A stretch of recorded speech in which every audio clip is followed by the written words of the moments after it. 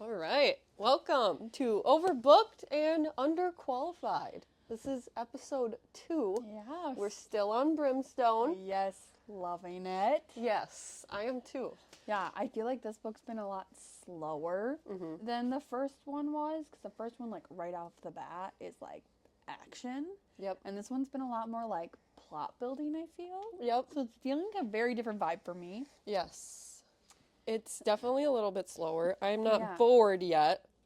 I Yet feel is the like key word. the end of this chapters. Yeah. So we read through chapter 10. Yep, we did 6 through 10 this week. So I feel like after we left off there, something's going to happen now and the plot's thickening. I agree, because they've definitely made a game plan, which we will get to in our notes. Yeah.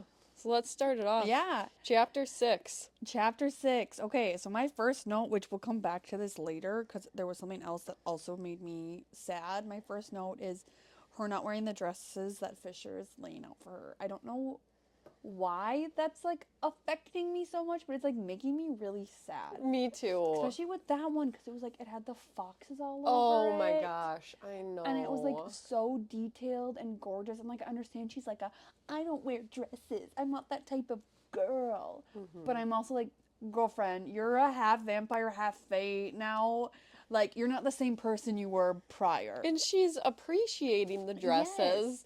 I think they went into such detail with the foxes, and she Yes. loves the foxes and the color Yes. and just the what velvet of it, and that he laid it out for her. And I guess it And the doesn't fact that really. he's like hand picking them is like so like Fisher is abundantly sweet throughout both of He the books. is. But like Fisher as a person, the thought of him picking out a dress for somebody to wear That's is not like his- asinine. Yes, yeah. So like just like putting that thought process into like picking something so detailed and like so for her, it's like hurt my heart when he like It's she was for like, me I'm not too. gonna wear it. I'm like, stop. Well, it doesn't really go into reasoning why. Did she Yes. really say why? I think it's just she's No. not comfortable, or it's I not the think that- vibe. I think that, and you and me talked about this last time, the fact that like there's like a little sense of turmoil, like something's off. And I feel like that's kind of like playing into it. We talked about him calling her Your Highness and she didn't like it. And, like, Yes. I just feel like there's like an underlying fracture of some sort that we haven't dived into yet. Yeah, and I guess it But- kind of goes into, like, page 80 was saying that Saris was really struggling with her friends, like, seeing her as an enemy. Like, when they all threw her this Yeah. surprise dinner, she was kind of taken aback and didn't think that they would be there for her. Yeah. So it just seems like she's struggling. They talked about, life always costing her friends in the third, and I think she just has this mindset of, like, I don't deserve to put on these nice dresses, is kind of what I Okay. took out of it. Which that definitely does make sense because she talks about that. I don't know if it was in chapter 6, but she brings up the fact that like all she needs is basically food, water, and an extra set of clothes. Yeah. So like transitioning to being like the lady of college is like a lot. Yeah. Yeah. What was your first note? I don't know how to say it. Okay. Okay, so it opens up and it's sepulcher. What is that? They were talking about how the pool was in a... Oh, okay. I looked What it up. is that? I Yes, looked I it up needed because I to didn't look know what it it was. up. To me, like with the pictures I saw, I was picturing something that was almost in like a religious building that held holy water. But there was like scary faces and stuff, right? Like it was almost When- like a tomb type I thing is what I guess- thought it was. Okay, when I looked up the picture of it, it seemed like it was like, because you know what I'm talking about? Like when you walk into a Catholic church and there's like those basins full of holy water. That's what I was picturing, but it said so it was it's like Quicksilver. that. Okay, Yes. so when you looked it up, that's what it said. Yes. Okay. Yes. I had surveyed the dark necropolis, trying not to Yes. stare into the empty eye sockets of the stacked skulls that formed on the walls. I was like, I think the thing is like, that is horrifying. yeah, and I think the whole thing is that like Senis Roth is scary. So like it's almost like, because you know she goes, and of course it's in one of these. Like usually when you like go somewhere, it's like the picture of holiness essentially, Right. where like there's stacked skulls, it's scary, and then Yeah. we've got Quicksilver. Yeah. I just love the whole vibes of this book. Like when they talk about the Yes. snow and the different castles, and Yes. it's just, it paints a really good picture. So I put that I down. agree. I just love also on the other note about when they had the surprise dinner. I just love how she has the found family. Yes. I love the found I family. know.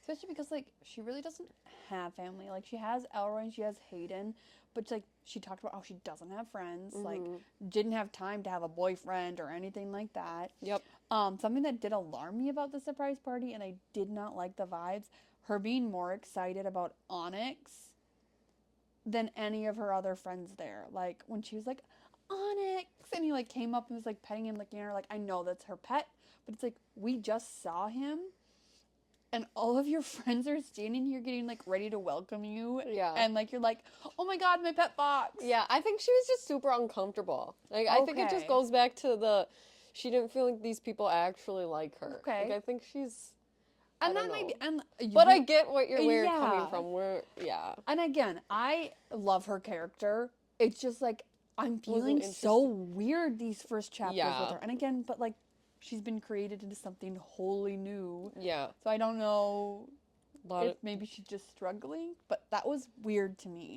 It's an interesting point. Something is vibing to me with Lorith and Isabel. Yes! Is it Isabel, the witch? Isabel. Okay. Yes. So they Literally, hate each other. Lorith and the witch. So I have hate in quotations. Yes. Sure. ... Love ? Probably. Because I feel like it's on the teetering edge of they just, hate like, each other so much that like I almost feel like there's something there. And also, like, I don't know if you've noticed, but like she's like, I'm good. He's the one that has the issues. Don't know what's going on over there. Yeah. But Yeah. And my next note was, what did the witches do? Because they still haven't gone over that. She asked, and Isabel said, ask Laura. Yeah, what's Lorith's issue with me? And she said, I can't tell you. So it's a question for him. So I'm interested in that, and I feel like more is going to come up on that later. Lorith, I think, is my favorite side character. Really? I'm loving him. I love Renfist and I love Everlane, but he's just giving like that comedic relief because like Carrion, I feel like has a very big plot point in this book. He is not a side character. No, I agree. Yep. Where like Lorith, he just hops in, he gets cranky, he's funny, he has opinions. Like I love him. Yep. I also wrote down Fisher being cranky about Lorith and Ren touching her. Yeah, I thought it was so funny because he knows in his head he's being ridiculous. Yes, and I love that he's like, I'm checking myself, but I'm still upset. I know, it's so good. He's just the best. I put on, I think so this is the first time at this dinner that all the side characters get brought up again. Yep. And I did say, do we think Everlane is going to wake up or not? Like, do you think she's going to wake up at all? And if she is going to wake up, do we think she's going to be the same? I feel like she has to wake up. Because what was the point of, like, obviously we kill Malcolm, we do all of that stuff when you go into the maze. But I feel like she is going to come back. I don't think she's going to be the same. I think that there's going to be something there. I don't know if she's going to be a vampire, but she, to my understanding, is the last person Malcolm created and kept as like a High Lord, not necessarily a feeder. Yeah, that's true. So I do think that there's going to be something there. We can talk about it because something happens in later chapters that we read. Yep. But I do think that she's going to come back. I don't think that she's going to be chipper. I think that it's going to be a very, like, sad, like scary version of Everlane. Not the same as she used to be, yes. kind of thing. I think it's going to be like, I saw things. Okay. Yeah. I'm excited to see where that goes. Yeah, I didn't write anything down about her in this part and for this chapter, but that was a very good point to bring up because it is the first time they like start talking about her. Yeah, we saw Ren the first, and because Ren never came and visited her in the first few chapters. So. Which they talked about that in, was it chapter 6 where Fisher was like, yeah, he can't leave Everlane in the war camp, but there was like underline of like he wouldn't come even if he could. Yeah. My next thing, Danielle me asking too. about Yeah, I was like, wait a minute. What's happening but here? this was alluded to in the first book It when was. Carrion was like, that hot blonde just said I was hot. Yeah, that was so good. Oh, I was just cackling. Me When too. Fisher's like, if you guys procreate, I'm banishing it. I know. The group is just hilarious. They are. There's a really good, like, timed comedic relief, I feel. Yep. Because we talked about this prior. I feel like this book just has, like, an undertone of heavy. Mm-hmm. Nothing heavy has necessarily happened yet, but I just feel like there's something, like, looming over my shoulder For while sure. I'm reading this. Yeah, well, we have a lot of book left, so definitely. We do. My thing was, so Danya had asked about Carrion. Why wasn't Yes. Carrion at the party again? He's being super cagey. I know, but the other thing is he went and he had sex with the water wraiths. Yeah. And he scented of it. Mm-hmm. Like, he smelled like it. Mm-hmm. But I agree, something's going on. Yeah, I don't 'cause know what he's doing. They were like, well, we waited for him. We had a meeting time. It took a long time. Yeah, and it just was odd. And then the way he just came in, I don't know. I just felt like something's going on with him for sure. He's so 100% cagey. agree. And I don't think that if there is a love triangle, it's going to be with him. I think something else is going on. And the fact that, like, all of a sudden, and not that I think Saris knows anything, but, like, how she got so, like, no, don't go look for him. Yeah, I know. It was just Because odd. If Daniel would have gone and looked for him, I don't think she would have found him in the bathhouse. Yeah, I don't think so either. It just, something was up there. I agree 100%. I on your two, them flirting made me giggle. They're so bold at I the know. table. Like, they were not subtly flirting. They Which- were full on sending it. I would expect nothing less No, it from was just either of their funny. characters. But I agree, it was so good. Just, like, the boldness of, like, talking about basically fucking in front of everybody. With no shame. No shame. And she's kind of having an arc a little bit, I feel like, with her. I'm curious to see where she goes. I do think she's going to be an important player. Mm-hmm. But I'm not sure where that lies. I don't. I think she's just there. You think that she's just a side character? Yeah. Okay. I guess we'll see what comes to fruition. Yeah. I have one more note on this chapter. Archer is such a fun little character. Yes. When they had him all dressed up. Yes. And then they He's, talked like, about pulling at his... Yeah. They talked about when the wedding stuff came up and he squeaked in excitement. Yes! It was Archer so is literally so cute. His squeak. Yes. It's so cute. I just want to like Yes. hug him and just be with him. And, like, the fact that, like, Archer let them eat with him. Yes. And he just, like, this was a common occurrence. His table popped up. Also, I just love the fact that they're so messy. Oh, I know. Like, they're all proper and taking care of the college Yeah. and taking care of Fisher.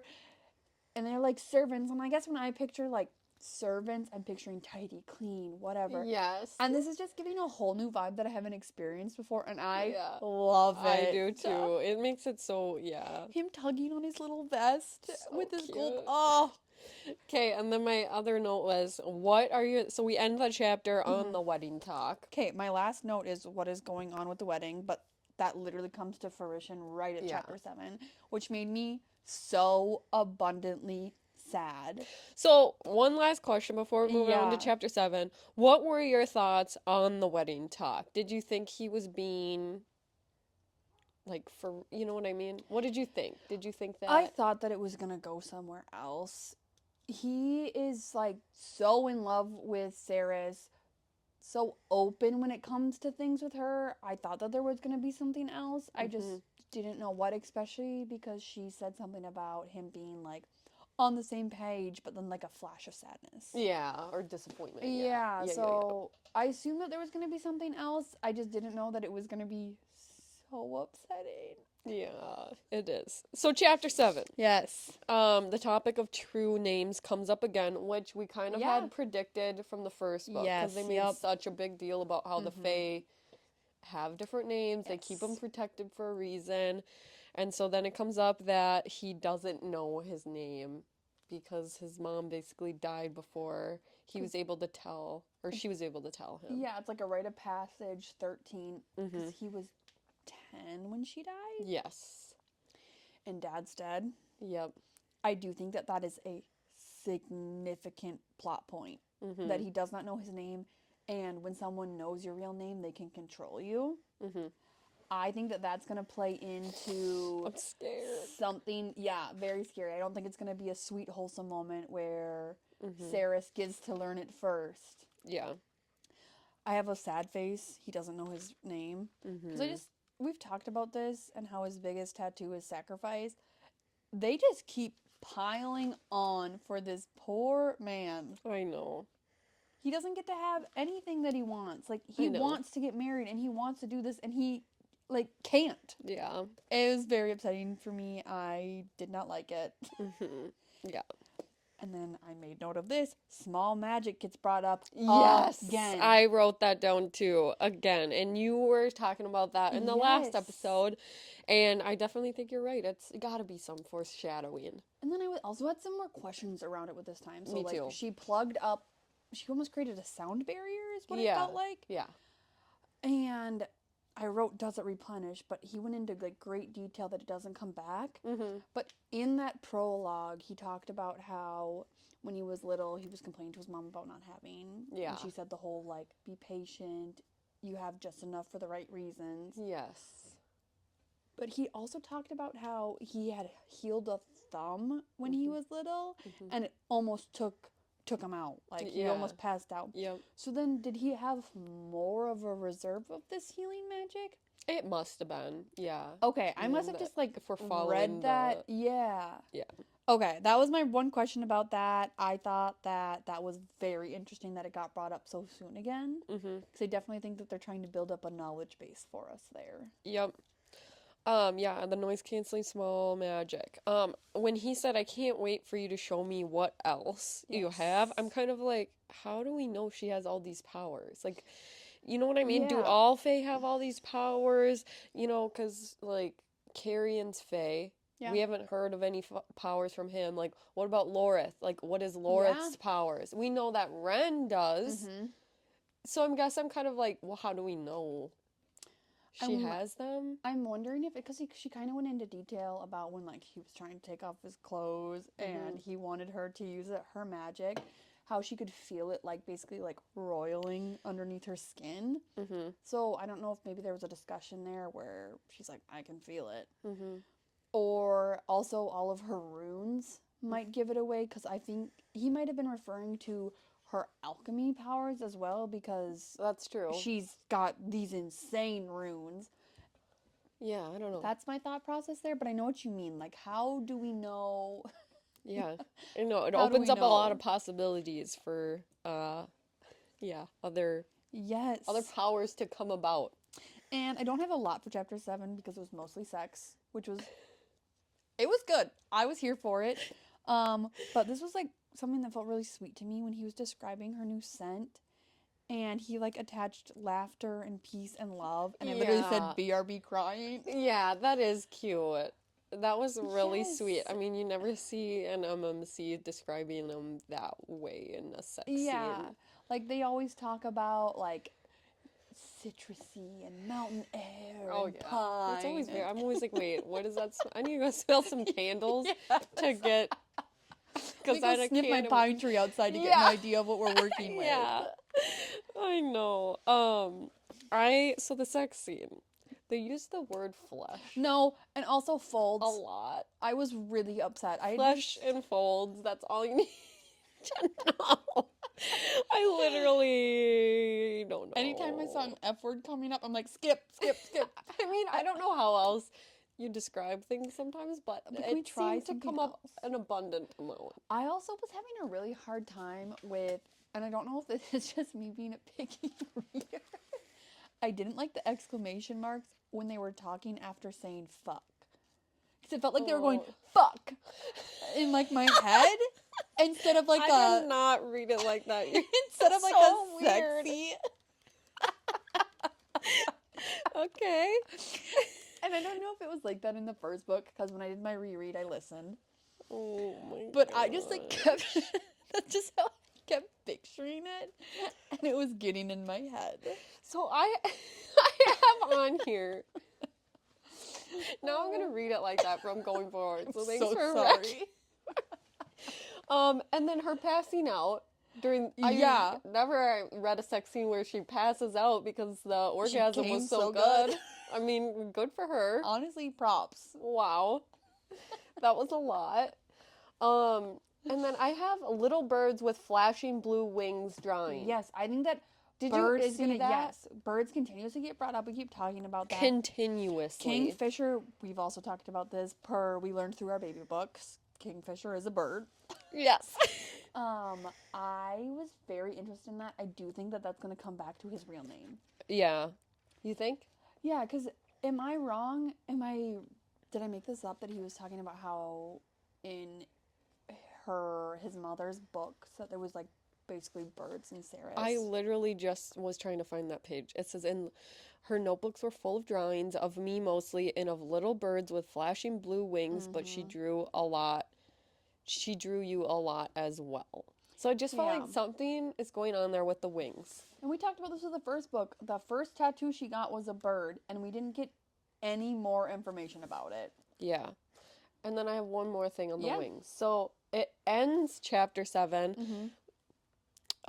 He reached his climax, and it literally says his shadows fanned around him broad and wide, forming the shape of gossamer wings, and then they swallowed me whole. So I'm just like, okay, wings again. They started out the chapter like that, ended the chapter like that. Birds, We're I think, are sensing going a to be theme here. I think birds are going to be significant when it comes to his name. And also, we talked about this last episode. The talk of dragons is non-stop, I'm feeling. Really? And I've got a note here somewhere. I think it might have been chapter 10. Okay. That will, Maybe I missed it. We'll get there. Okay. I'm very curious because I agree with you. Birds keep getting brought up, and wings, and yeah, and just the butterfly thing too. I guess that's wings, but yes, that's also it seems something more birds in this book. Chapter 9, I've got words. I got words too. Yes. Okay, chapter 8. Yep. So now we switch to Fisher's point of view. Yes, I'm loving the going back and forth. Me too. I didn't think that I would in this book. I don't know why. Yeah. But I love his point of view. I do too, and it gives just a clearer look into his mind, and I'm really liking that the Quicksilver isn't so present. And maybe that's why we didn't get him in the first book, is because he was crazy pants. Well, that, and I think the other reason why I'm enjoying it so much is because he was trying so hard to be an asshole in the first book but you realize in his chapters he's actually hilarious. Yes. He's so funny. So funny. Yeah. I agree wholeheartedly. So, like, in this chapter specifically, when him and Ren are joking around and just about the sweet tooth thing and all of that, it's just, he's really funny. You're just kind of seeing this different side of him than you did in the first book. And this was never up for debate, but I also feel like it just really hits home that he's like a good person. Yeah. He just wants like prosperity for everybody around him, and if he has to sacrifice himself, he's unfortunately willing to do it. My first note, we're going back to the stupid dresses and why I was so upset.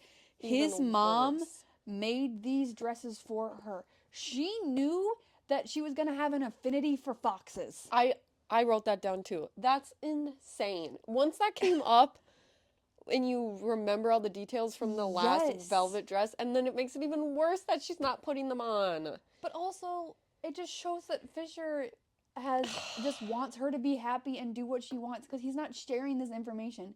Hey, my mom made all of these dresses because he doesn't want to guilt her into it. Exactly. Yeah. He wants her to be her. And also, he smiles about it. Like, he's happy for her. Like, that her scent was lingering around it because she was going back and forth on if she should wear it or not. Like, it just, again, shows how sweetly in love he is with her. And his MMC vibe is so different from, I feel like, any others I've read. And I agree. Loving it. I agree, yeah. And again, these point of view chapters are really making us see that. Yeah. I literally wrote down, he's so patient and loving towards her. Yes. And nothing's, like, riling him about her outside of, like, other males. Yeah.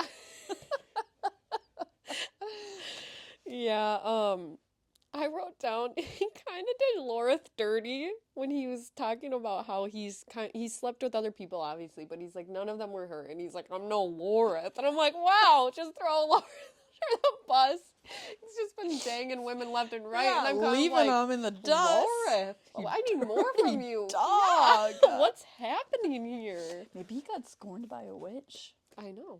That's it. I just Oh. threw him right under the bus. Yeah, he said deuces. I don't know if you caught that or not. I did. I thought that was also very interesting. And I love the fact that he was so open and honest about being like, it wasn't worth my time having sex or relationships because I knew my mate was somewhere out there. Yeah. And that it would just be worse in the end if I did any of this. Yeah. Yep. The sheep herders in the shallow mountains being gossips. I turned back to the map and it's on there. The shallow mountains are on the map. Is it? Okay. I So- skipped over that part. I did not think it was significant, but now you're making me rethink. Yeah, so the shallow mountains are right before you get to Nevercross, which they address later, which is the witches' Oh, yeah. plot of land. Okay, that's a really good point now that I've finished. these Now that next I'm few taking notes, chapters. I'm feeling like I'm like catching little like Yeah. niches of information. But that felt significant to me for some reason because why else would we be talking about random gossipers? Yeah, So you're I'm right. very, very curious to see if that comes back. I totally dismissed that. That's good that you put that down. Yeah, because you're totally right. See the map. The map. And the We're note going back to taking. the map. All for our listeners. Normally we All just for you skim guys. we'd be skimming past that stuff. They'd bring it up later in the book and we're like, why What? did they talk about that? Yeah, what's that? Why are we talking about sheep herders? Yeah. Seriously. So then interesting point. Ren and Fisher joking around. That's Yes. during that point we kind of find out why why Ren doesn't like Tal. And it was because he joined Malcolm voluntarily is what it sounded like. But it sounds like Yes. he was in a compromising situation. We obviously didn't get nearly enough info, if you ask me. No, we got a couple paragraphs. So they obviously knew him prior, so that would explain a lot of the past chapters of like obviously there's Yeah. history there. So we kind of got a glimpse into that, and then that With that, I'm very curious in the front of like, what situation was there where it was either Malcolm or Fisher and... they said it was at the Ajin Gate or whatever. I have a note. What is going on? I don't I know. need more They've information gotten because brought we've up talked so about it many in times. every single chapter. Yeah. And they said, so you had thought that Yeah. Tal was in their brother club, but it Yes. said there he was almost in it, but then he chose Yes. Malcolm instead. So I'm very curious to get more information on I am too, and like the conversation that they were having about Foley, which we're still waiting on that front, and Fisher being like, "Be honest with yourself, Ren. Like, would you leave me?" that. Yeah. And Ren being like, "Yes, yes, I would." Mm-hmm. But then like Fisher just knowingly being like, No, you Really? couldn't. Yeah. and I think Fisher is like nodding to himself, being like, "I couldn't leave you." Yeah. I was really enjoying that conversation. I I felt know. like they're so mature. And then to get slapped in the face. Yeah. We didn't even get to finish the conversation. Was this the book that we were talking about where they just continuously get interrupted? Or what book were we talking No, about? that was Sparkle the Everflame. Oh, yep, you're right. But I I do feel like, find myself yes. comparing a lot of things to other books, I and know. it's hard not to. I know, when you've read 31 books this Yes. Because, okay, so this actually relates. year. So the next, they don't get to finish the conversation Yeah. because Iran, is that how you say it? Iran? I think Aaron... We'll look. Yeah. Don't quote us. It's destroyed. Yeah. They crest the hill and thousands are dead because rot and decay. Right? Yeah. So we just read the Plated Prisoner Yes. series and I was like, wait. We're Slade. Yeah, I'm like, what? Are we meshing worlds here? I don't know if you thought that, but I was a little taken aback because, like, I wasn't prepped for that. And like you Yes. said, we just finished a, what is it, 6-book series Yeah. where a lot of it revolves around rot so I'm magic. like, wait a minute. Here we go. Back into this book. So anyways, Rot and Decay. My first thought was, does it have to do with the God's Tree? When she went to Zareth. Oh, see, I have a note. I don't know where. Oh, for chapter 10, we'll get into it. But I literally said, completely forgot about the rot when she met with, how do you say it? Zareth? Yeah, Zareth. That was my first thought. Not because of the rot. specifically, but because of the tree, I feel like that was a metaphor. How they talked about the bodies being wrapped around the tree, and like that was the main source of the rot at that moment. It just made me think about when they were talking to Zareth. Yeah. He's like, yeah, I just cut realms right off when they're infected with this rot. And I'm like, I was also like so taken aback by that because I felt like maybe I didn't read into the context right, but my first thought was that like more of those feeders had come okay. and cleaned it out. Not that the feeders that they had already decapitated causing this, but you're so right. I completely forgot that that was even a part of the conversation, and I literally just listened to the book. So shows my Well, retention. it's hard. There's a lot going on. And then my other thought was, who's behind it? Is it a character we know or don't? Or is it not a person at all? Like, is it just like, does the rot just happen? Yeah. Or does somebody control the rot? That's a Because if very the good gods point. are cutting off, like, obviously they're not controlling it if they're like, they're just trying to sever the. Yeah, and it kind of like in the first book it goes over that the gods decided not to be involved anymore because basically there's just downfall in society. It's not worth it for them anymore. But if this rot is causing so many issues, can the gods not fix this either? That's something that I'm really curious about because if it was a person, don't you think that they would be able just to take care of that person? That's literally what I wrote down. Like, oh, who's behind it? What's going on here? Is it a character we know? Yeah. Is it not a character? And there's obviously another book in this series, so part of me is like, is there going to be like an interdimensional traveler who's just wreaking havoc? Possibly.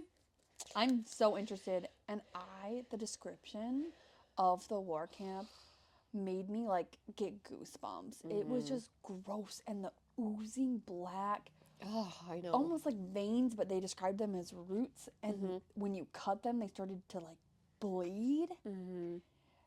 And like from your understanding, did these come from the bodies of the feeders that were? I don't know. Okay. It sounded like something else. Like, it sounded like it was a crater. They made it seem like something hit. Okay. Or like, and it was coming up from the ground. I think I also, now that I'm like thinking about it, I do think it's gonna be a person. Okay. Because you remember how the feeders, when they were at the side of the road, Were moved in controlled by someone. unison? Yeah, Like that's a good point. I think it's gonna be a person. I don't necessarily know who, or what, or where, but I do think that it's gonna be a person. Yeah. Okay. Interesting. Okay. I also had a thing where they made a big point about how thousands are dead. All these Yes. people are here. And then they made I think Fisher made a specific comment where it was, we don't know where they all went and where all the bone, like there's obviously pieces of Yes. people here, but I'm wondering if they're all dead or if a lot of them were taken for this new feeder clan of some sort. I was thinking that too when he's like, there's a lot of bones, but there's not enough for 10,000. Yeah, so I think that's And definitely going to come back around. in chapter 10, I've got a note on that, which Okay. I'm very, very curious about. Okay. Did you have anything else on chapter 8? No, my last note was the war camp black ooze. Yeah. Equals negative Equals time. not a good time. Not having fun. Okay, chapter 9 was Hidden, is the name of it, and it was Ceres's point of view. Yes. So we hop back to her now. This chapter like rocked me to my bones. It feels crazy. So Ceres is going to visit Everlane for the first time. And yeah. I don't know about you, but my brain didn't process how little time they spent together. It felt like an abundance of time, but they mentioned 2 weeks at max. So I was like very curious about how this would go. Her apologizing felt like so sincere and sweet because like Everlane was her first, if we're being honest, friend in her entire life outside of Hayden. Yeah, and that's a good point with how short it was too. You didn't even process that she never said goodbye or thanks or anything because there's so much going on. And Fisher just being a dick Everlane, and said, wrap it up. Yeah, we're Everlane going. is the least of our worries there, so it was Yeah. kind of sweet that they brought that back around. I agree, and I really like that Onyx was sleeping at the foot of her bed. Jumping into the scariness of this. So obviously while she's like talking to her, all of a sudden her eyes whip open and they're like milky. Yeah, Which hate cloudy eyes. Hate hate them. with a passion. It's not a good time. Edda Ida? Edina? Ida. Edina? Edina? That's sure, how I would say it. yeah, Edina. I Or don't know, is is that it in just... the book? Is it in the front of the book It's on E... how to... Oh, yeah. And look up how to say the place, too, while you're at it. It's not in here. No, I think they didn't want to give it away. There. Or What it's just so place? easy, we shouldn't have to use a pronunciation guide. It's probably it. Which one am I looking for? It's not in here either. We should just be better. We're gonna have to look up YouTube how-to says. Okay, but... Okay, so we'll we're go with Edina. We're Minnesotans, so... Yeah. Or it's Edina. Edi- Is the other way. I It's feel like Edina. Yeah, I feel like Edina makes more sense. Okay, Edina. Edina, okay. When she's talking to Saris and kind of like certain topics it's hard for her to talk about, but other things clear as day, that makes me think of how Fisher couldn't say things about the maze. Okay. So you think she's like oath-bound of some sort? Yeah, I'm wondering if there's obviously some block on certain topics. The book that you wanted her to look for has a butterfly on it. Yep, so there's another... And also, why can't she tell Fisher about I the don't book? know. It was so cryptic. I kind of hated it because it's so frustrating. Yeah. Where it's like, she can't finish her sentences. Yeah. There's just so much going on there. My thing was, so first we have before she wakes up, we have the Quicksilver talking to her again. Yes, and the earrings. And saying, open the gate, open the gate, open the gate. Yes. I was, oh my gosh, what's happening there? Yeah. So then she comes through, so the mom is coming through. So do you think she's opening a gate for communication almost with the Quicksilver? Quicksilver can basically do anything is what my understanding is. Yeah. It can get bind with anything if you're obviously working with it correctly. I feel like we don't know a whole lot about the Quicksilver if we're being so completely honest with ourselves. Yeah, and she's saying like, Edina, the thing. Yes. Why is that name so familiar? We find out that it's his Fisher's mom. Everlane's mom too. And Everlene's mom too. Which I thought that was so interesting that like she's using her daughter's body. I don't know if there's some sort of connection there. I also didn't like that Everlane was in shadows and that she's in a shadow. Yeah. What does that mean? Thinking about it, I literally just got goosebumps. None of it made sense. Like it just opened up a whole door of like a million different questions. I really wasn't expecting this chapter in the sense of I didn't expect someone else to come through Everlane. I really thought that it was just her gonna wake up. I didn't expect the Quicksilver to be involved, and then I also didn't expect like, his mom to ever make an appearance. I didn't either, unless it was like obviously like Did you think Edina was his mom? Immediately. Me too. Immediately. It was too obvious with the milky eyes always revert back to oracles, and that's what she was. Well, but the Hazrax creepy thing with the gills has milky eyes too, so. I feel like that is going to be such a big part. I have so many thoughts swirling around in my head about him, and we haven't gotten any more information, and I'm really upset about it. But going back to the Quicksilver earrings quick. Yep. Did you take note of how it turned to liquid? And she goes, I didn't tell it to change forms. And these earrings, do we think that, because Etta made a comment, tell him I love him and that I wouldn't change a thing. I know. Do you think that this was like a gift for Everlane that she gave, because she's an oracle, she knows what's potential in the future, that she would have to do something like this? Because my thought process there is she knew about Sarah's, she knew Fisher, obviously. Oh yeah, was she prepping if for she this? had a whole book on Fisher's life, she probably has other stuff. Do you think Everlane has one? I don't know. Could be. I'm getting excited. It was kind of sweet too when she's like, I've been waiting to talk to you for such a long time. I'm going back to the dresses. So this is chapter 8. When he said she'll never get to meet, like, she'll never have to be a daughter or whatever. What was it? It was like, that crushed my soul. What chapter was it? 8? Yeah, it was the beginning of chapter 8. Okay. That, just like the way that it was put Why in... was she, my question was, why was she stuttering so much and her teeth were I chattering? know. Was she cold where she was? It was I like just a didn't thought process. understand that part, or was it just her being in somebody else's body? A gift for a beloved female that she would never call daughter. Yeah, so freaking sad. This book is wrecking me. I don't know. The chattering, that also made me like think back to Fisher being oathbound. That like, I don't remember if like he had to take a knee or something when he was trying to explain it and he was like shuddering. Yeah, that's I true. feel like there's Yeah. an oathbound there, and I don't know if it's maybe with like Bellicon or something along those lines. I'm very curious to see if we're going to get more details about, because Bellicon admitted to killing her. I'm very curious to see if we're going to get more details on like what that union was like. Yeah. Yeah. The other thing was find the book to stop the spread of rot. Yep. Hidden among the stars, hundreds of stars. She kept Yeah. saying that. So do we remember in any of the other books, like, was there stars in the library? Is it going to be in the library even? Like, she did say it was in the library. My thought process, and this was just me, like, I don't remember if it mentioned describing the library at all in the first book, but my first thought was stars on the ceiling. Maybe there's a secret compartment. Something along those lines.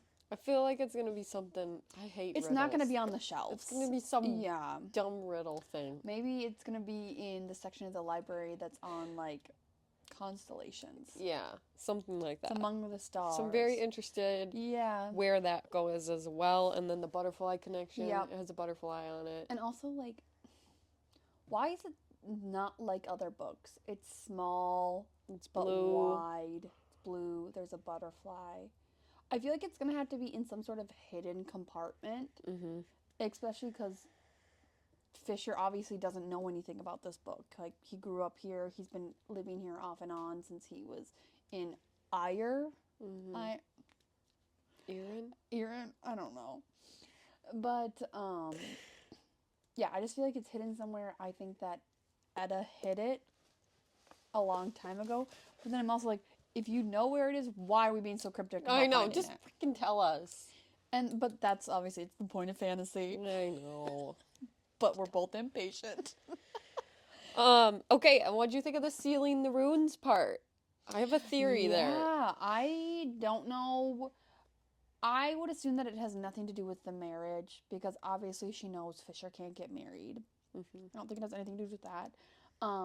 Are the runes? Because she kept saying, "It's I've done all I can. It's not me. It's not me."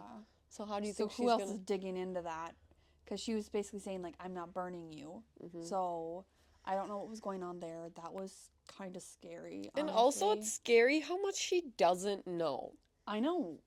And nobody knows. What, Fae for 2 weeks? Well, nobody knows because they, nobody knows anything about the alchemist. took all the information, wiped the slate clean in all the libraries and life, which is again when the Nevercross thing comes up. Does that come up here? That is in chapter 10. Oh, okay. And my first thing is the witch library with 2 exclamation points. So, I was very curious too about that. Makes me go back to our Foley. You thinking he's a villain? Yeah. Which, it's fair. He's being ominous and not coming around, and there has to be a reason for it. But might be our only plethora of knowledge on alchemy. That's true. Yeah, I didn't think about that. Because nobody else, because Talena's mate. How do you say his name? Mark Maynor? It's Maynir. Whatever.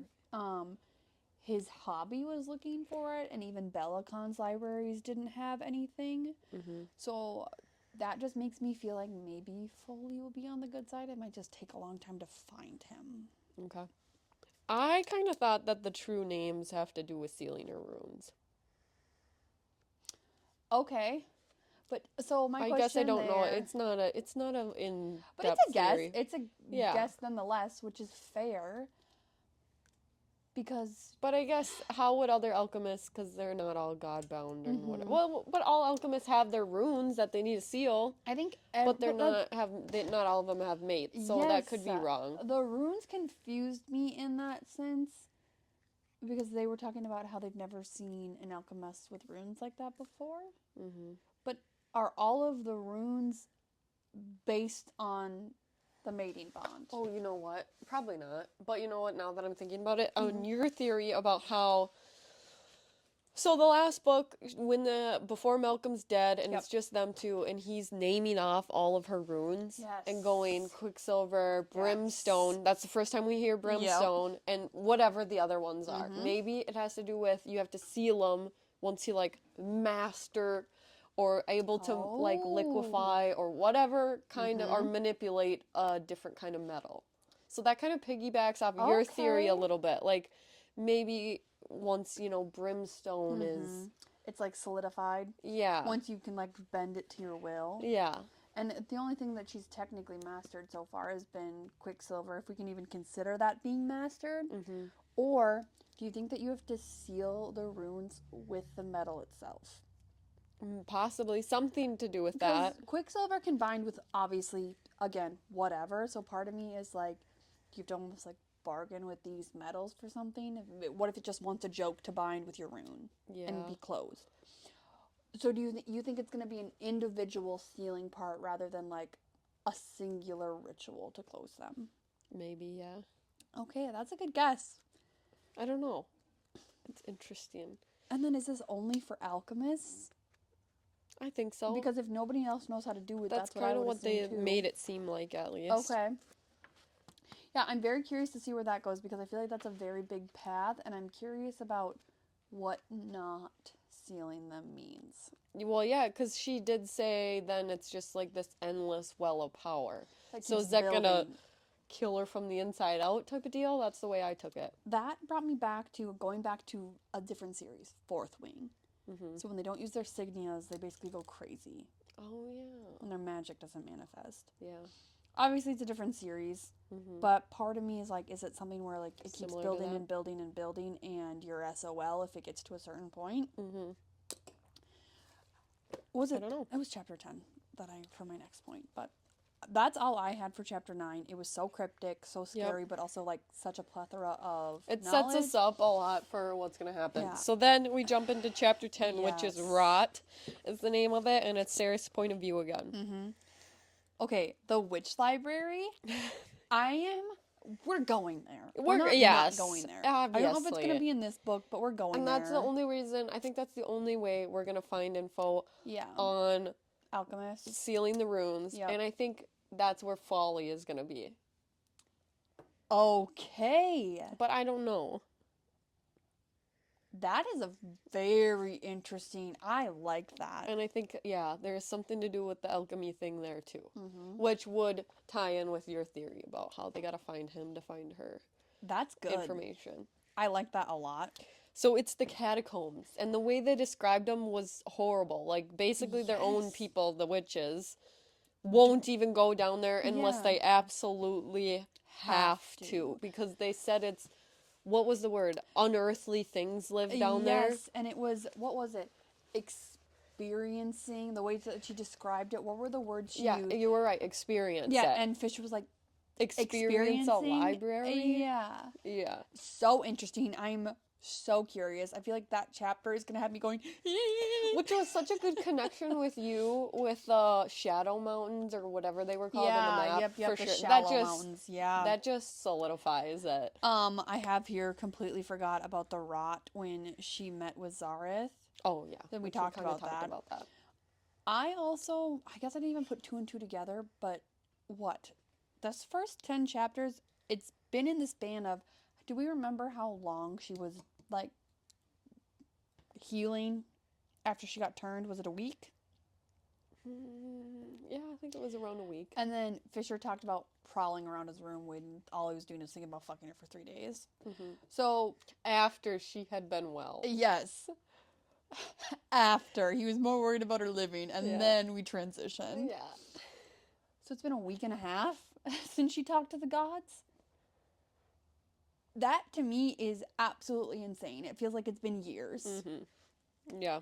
And that's them true. talking about... why does that? Maybe because we have waited for this book or something for so long. And then going back to this conversation with the gods. And they were talking about how time runs differently there. Oh, yeah. Yep, I put that down too. And how Carrion was like fighting with them about his age, and Lorith was like, "You're the same age as us," and he's like, "I'm not ancient like you guys." Meanwhile, he's over 1,000 years old. Basically, yeah, 1,000 something. Yep. Everyone else is just 17,000, Yes. or 100. It was just, I'm so curious. That obviously is gonna play into something, and the fact that when Fisher visited with the gods, and he saw Ceres and Zenith talking. I had to read this page multiple times because I literally wrote it down. So on page 31, it said, "I didn't know your name, I didn't see your face, but I knew Osha. My soul recognized a flicker of itself burning inside someone else, and it knew." Yeah. That just threw me. I'm like, wait, so time stopped. That's why Carrion's not as old as you guys. Yeah. In Zelvarin only, is what they said. So, Yeah, also and meanwhile, she's only 25. Yeah. She missed her birthday. Sad tear. Sad time. My question is, why would they stop the time there? Why does it matter what age Carrion is? I don't know. I feel What's like the difference for, I mean, to my understanding, what's the difference for Fae between, what's 700 years? Why does it matter?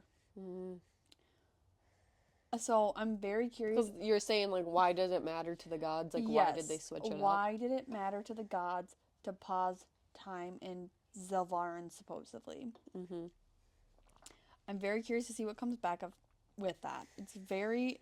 She just keeps dropping these tiny nuggets. Oh, for that sure. we need to, like, pick up on to understand what's coming in the future. Yeah.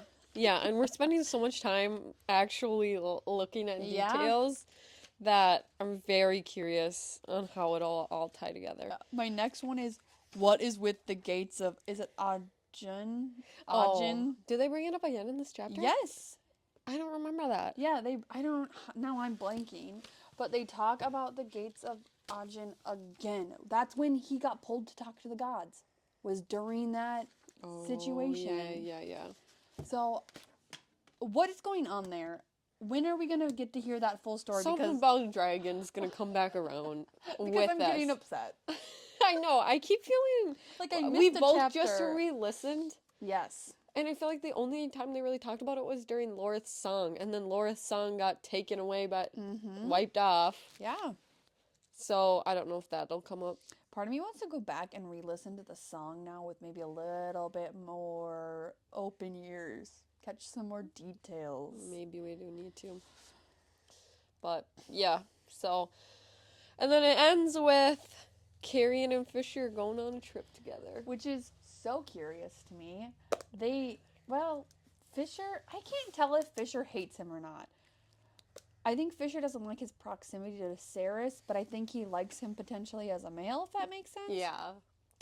I do love that the last line of this chapter was, "If you talk the whole time, I will kill you and leave you for the crows." Like, so it just cracked me up. It's just gonna be such, because it's so true. He is, like, Carrion is such a busybody, and that's the complete opposite of Fisher.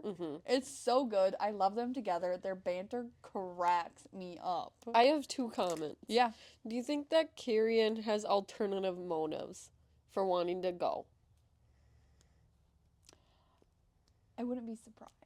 I just feel like he really leaped up and was like, yeah, I know where you're going. I'm going with you. Yeah. And yes, he knows what Hayden looks like. And yes, he can help him through the Silver City. But it just feels like he's got ulterior motives. Like, and also, why is he sitting in the library reading a book? That feels very un-Carrion-like. But I guess he was reading in the first book a couple times. It's almost like he's trying to be too nonchalant. Trying to be too aloof with his actions. So that was my first thing. Yep. And my second thing is I'm really... I love Fisher and Ceres together, and I think they have a lot to work on, but I'm kind of excited for them to separate. And see what comes of it.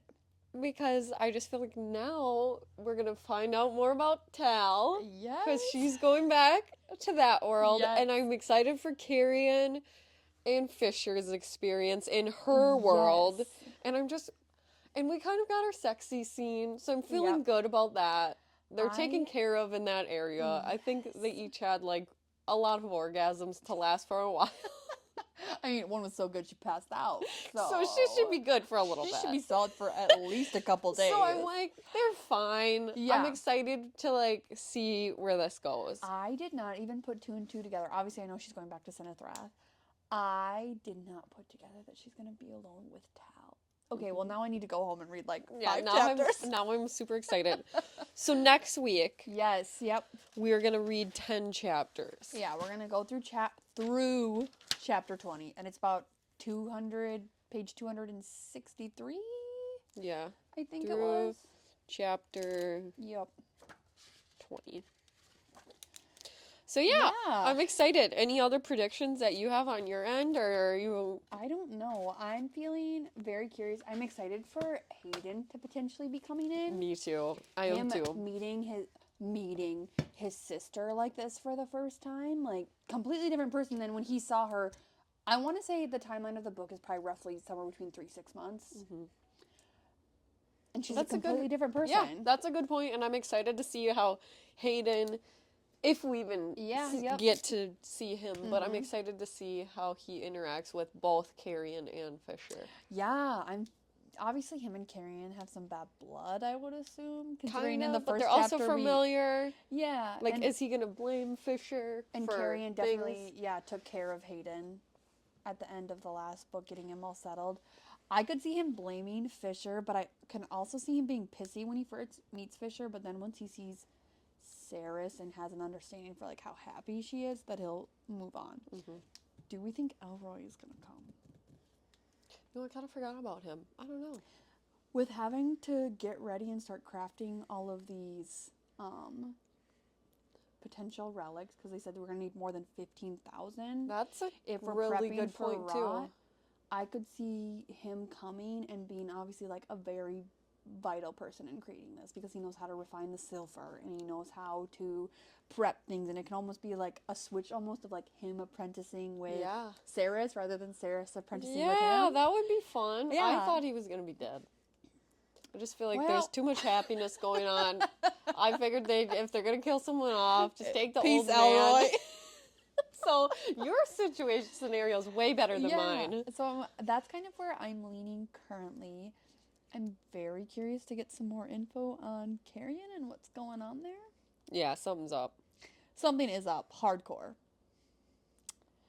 But I guess we'll find out through chapter 20. We'll find out. Thanks for tuning in. Yeah, thank you. To episode 2 of Brimstone and Overbooked and Underqualified. Ah. So, thank you. I think that